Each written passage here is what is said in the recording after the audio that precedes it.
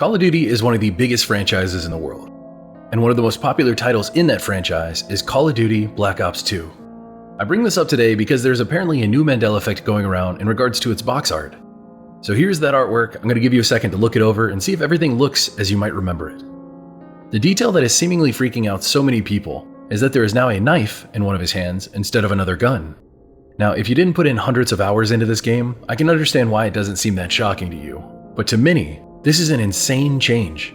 That knife was never there before. I mean, this game came out over a decade ago, so it's pretty insane that this detail is only now just being noticed. This bizarre discrepancy between memory and reality has led many to say this is a Mandela effect.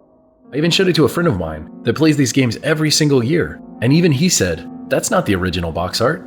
Besides the multiple threads online of people talking about this, there's also articles being written about it, like this one. That's how big of a deal this is. Remember, these games sell tens of millions of copies. There are so many people who bought and played this game that a change to the cover like this is bound to make you scratch your head. Just think about it. You've played this game for months on end, and now something extremely familiar to you is different. And every shred of evidence proving what you remember now doesn't exist. That's why the Mandela effect is so fascinating. It only takes one effect to affect you. And when it does, it hits hard. What do you remember?